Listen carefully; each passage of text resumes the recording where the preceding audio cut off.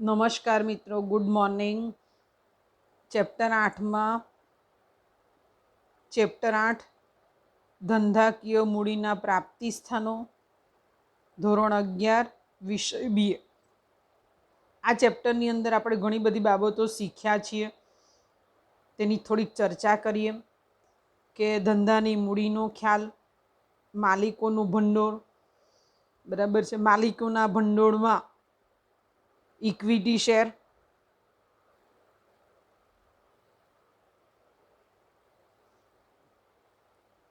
Preference share, રાખી મૂકેલી કમાણી એટલે કે નફાનું પુનઃ રોકાણ, અને ત્યાર પછી આપણે ઉછીના ભંડોળોની ચર્ચા કરી. ઉછીના ભંડોળની અંદર સૌથી મહત્વની બાબત ડિબેન્ચર, બોન્ડ, અને આજે આપણે જાહેર થાપણો વિશે ચર્ચા કરશું. શું? જાહેર થાપણો વિશેની ચર્ચા કરવાની છે.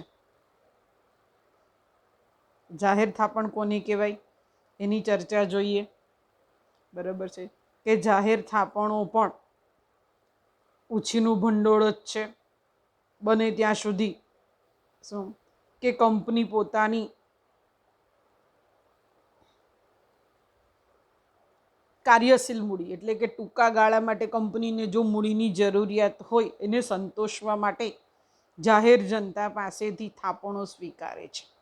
જેવી રીતના શેર બહાર પાડે છે, ડિબેન્ચર બહાર પાડે છે, બોન્ડ બહાર પાડે છે, તેવી જ રીતના જાહેર થાપણો બહાર પાડે છે અને એને જાહેર થાપણ કહેવાય છે. શું? જાહેર થાપણો પણ કંપનીની ઉછીની મૂડી એટલે કે દેવું છે.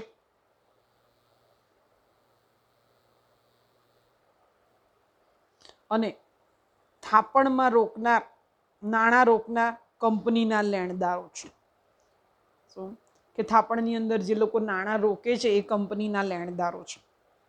જાહેર થાપણોની મુદત 6 થી 36 માસ સુધીની હોઈ શકે. શું? કે જાહેર થાપણોની જે મુદતો છે એ 6 થી 36 મહિનાની હોઈ શકે છે. થાપણદારોને કંપની ચોક્કસ દરે વ્યાજ ચૂકવાય છે. શું? કે થાપણદારોને કંપની ચોક્કસ દરે વ્યાજ ચૂકવે છે. મોટે ભાગે વ્યાજ દર મહિને, માસિક એટલે કે ત્રિમાસિક 3 મહિને, અર્ધવાર્ષિક એટલે કે 6 મહિને અને વાર્ષિક હોઈ શકે. અથવા કેટલીક વખત પાકતી મુદતે, કેમ કે એનો સમયગાળો બહુ ટૂંકો હોય છે, પાકતી મુદતે વ્યાજ અને મુદ્દલ સહિત પરત કરવામાં આવે છે. 2013ના કંપની ધારા પ્રમાણે બેન્કિંગ અને નોન બેન્કિંગ ફાઇનાન્સિયલ કંપની સિવાય જાહેર થાપણો જાહેર જનતા પાસેથી સ્વીકારી શકાતી નથી. શું? એ કંપનીને, સરકારને જો નાણાંની જરૂરિયાત હોય તો એ જાહેર થાપણો, શું કે બેન્કિંગ અને નોન બેન્કિંગ ફાઇનાન્સ કંપનીઓ છે એમની પાસેથી જ ઉઘરાવી શકે છે. જાહેર જનતા પાસેથી ઉઘરાવી શકાતી નથી. હવે આપણે જાહેર થાપણોના ફાયદા જોઈએ.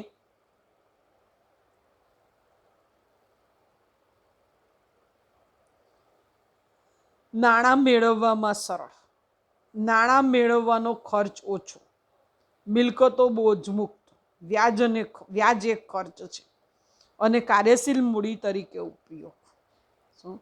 કે જાહેર થાપણો દ્વારા પ્રતિષ્ઠિત અને નફો કરતી જે કંપનીઓ હોય છે એ જાહેર થાપણો દ્વારા ખૂબ સરળતાથી નાણાં અને જલ્દી નાણાં મેળવી શકે છે. કેમ કે જાહેર થાપણો પર વ્યાજ સારું એવું મળે છે. એટલે પ્રતિષ્ઠિત કંપનીઓ હોય, સરકાર હોય, એના દ્વારા જો જાહેર થાપણો બહાર પાડવામાં આવે તો ખૂબ ઝડપથી નાણાં ભેગા થઈ શકે છે. નાણાં મેળવવાનો ઓછો ખર્ચ. શું? કે નાણાંની પ્રાપ્તિ અન્ય સાધનોની સરખામણીમાં જાહેર થાપણો દ્વારા ઓછા ખર્ચે નાણાં મળી શકે છે. શું? કે જાહેર થાપણોનો સમયગાળો ઓછો છે અને એટલા માટે નાણાં મેળવવા માટે જે બીજા બધા સાધનો પાછળ ખર્ચ કરવો પડે એની સરખામણીમાં જાહેર થાપણો પાછળ ખર્ચ ઓછો કરવો પડે છે અને ઓછા સમયમાં મેળવી શકાય છે.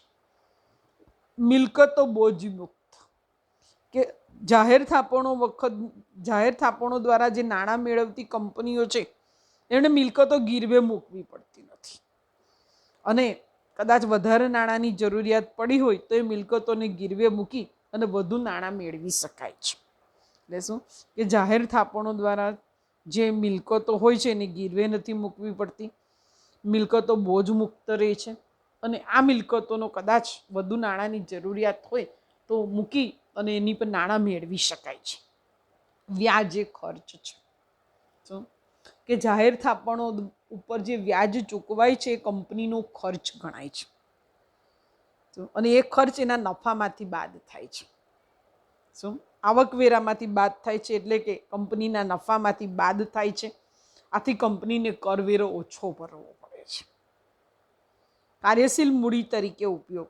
કંપની પોતાની ટૂંકા ગાળાની નાણાકીય જરૂરિયાત સંતોષવા માટે જાહેર થાપણો દ્વારા નાણાં મેળવી કાર્યશીલ મૂડીની જરૂરિયાત સંતોષી શકે છે. શું કે કંપનીને થોડા સમય માટે નાણાંની જરૂરિયાત હોય.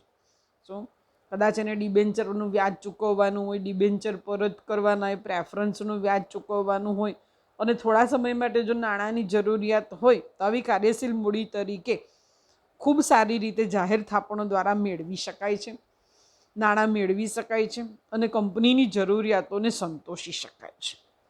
હવે જાહેર થાપણોની ખામી અથવા એની મર્યાદાઓ એને જોઈએ. શું જાહેર થાપણોની મર્યાદા. અનિશ્ચિતતા, રોકાણકારોનું જોખમ, સુખ સમયના સાથી. નવી અને નબળી કંપનીઓ માટે મુશ્કેલ. શું કે જાહેર થાપણોની અનિશ્ચિતતા પહેલો મુદ્દો છે.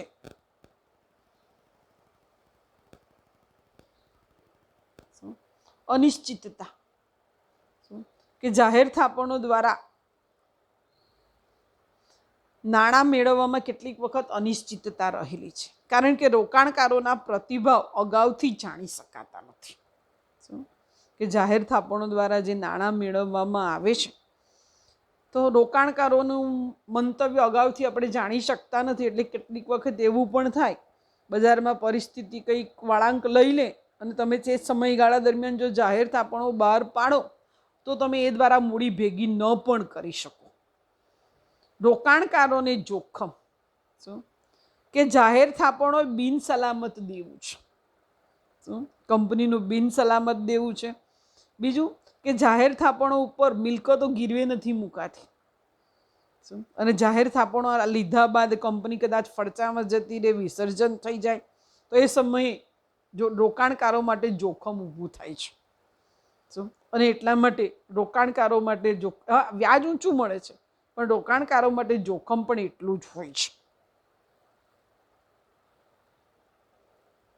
સુખ સમયના સાથી. શું કે જાહેર થાપણો સુખ સમયના સાથી જેવી છે. કે સુખમાં બહુ કંપનીનો સારો પીરિયડ ચાલતો હોય, કંપનીની પ્રતિષ્ઠા સારી હોય તો ઝડપથી જાહેર થાપણો વેચાઈ જાય છે. પણ જો બજારમાં અફવા ઉડે કે પરિસ્થિતિ કદાચ વળાંક લઈ લે અને એ સમયે કંપનીની પરિસ્થિતિ બગડે તો જે થાપણદારો છે પોતાની રકમ લેવા માટે પાકતી મુદત પહેલાં ઘસારો કરે છે. થાપણદારોને એવું થઈ જાય કે ભાઈ કંપની પછી પૈસા નથી આપવાની તો પોતાની મુદ્દલ લેવા માટે પણ તૈયાર થઈ જાય છે અને એ સમયે કંપનીની મુશ્કેલીમાં વધારો થાય છે. આથી જાહેર થાપણોને સુખ સમયના સાથી જેવી છે. નવી અને નબળી કંપનીઓ માટે મુશ્કેલ. શું કે આર્થિક રીતે જે નવી કંપનીઓ છે, નબળી કંપનીઓ છે, એની પ્રતિષ્ઠા બજારમાં હોતી નથી, કંપનીની શાખ પણ બજારમાં એટલી બધી હોતી નથી. તો તે સમયે આવી કંપનીઓને બરાબર છે, આવી કંપનીઓ માટે જાહેર થાપણો દ્વારા નાણાં ભેગા કરવા લગભગ અઘરું બને છે. શું અશક્ય બને છે. જોખમ ઉઠાવવા બી તૈયાર થતા નથી. શું કે જાહેર થાપણો ફરીથી એકવાર રિવિઝન જોઈએ જાહેર થાપણો વિશે. કે કંપની પોતાની કાર્યશીલ મૂડીની ટૂંકા ગાળાની જરૂરિયાતોને સંતોષવા માટે જે થાપણો બહાર પાડે છે એને જાહેર થાપણ કહીએ છીએ. જાહેર થાપણો એ કંપનીનું દેવું છે. જાહેર થાપણમાં નાણાં રોકનારા એ કંપનીના લેણદારો છે. જાહેર થાપણની મુદત 6 થી 36 મહિના સુધીની હોય છે અને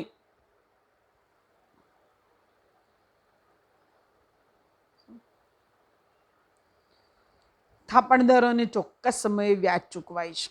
આ વ્યાજ માસિક, ત્રિમાસિક, અર્ધવાર્ષિક કે વાર્ષિક પણ હોઈ શકે. કેટલીક વખત વ્યાજ નથી આપવામાં આવતું વચ્ચે, પરંતુ પાકતી મુદતે તમને મુદ્દલ અને વ્યાજ સહિત રકમ પરત કરવામાં આવે છે. 2013ના કંપની ધારા પ્રમાણે મોટે ભાગે બેન્કિંગ અને નોન બેન્કિંગ ફાઇનાન્સ કંપનીઓ સિવાય જાહેર જનતા પાસેથી થાપણો સ્વીકારવામાં આવતી નથી. એટલે બેન્કિંગ અને નોન બેન્કિંગ ફાઇનાન્સ કંપનીઓ છે, બેન્કો છે, એની પાસેથી જાહેર થાપણો દ્વારા નાણાં ઉઘરાવવામાં આવે છે. હવે એના ફાયદા અને ગેરફાયદાની ચર્ચા કરીએ. માત્ર મુદ્દા બરાબર છે કે નાણાં મેળવવામાં સરળ, ઓછા નાણાં મેળવવાનો ખર્ચ ઓછો, મિલકતો બોજ મુક્ત, વ્યાજે ખર્ચ અને કાર્યશીલ મૂડી તરીકે ઉપયોગી. સાથે સાથે એની કેટલીક મર્યાદાઓની પણ ચર્ચા કરીએ. જાહેર થાપણોની મર્યાદા: અનિશ્ચિતતા, રોકાણકારોને જોખમ, સૂક સમયના સાથી, નવી અને નબળી કંપનીઓ માટે મુશ્કેલકારક. હવે આપણે નવો મુદ્દો જોવાનો છે, નાણાકીય સંસ્થાઓ દ્વારા લોન.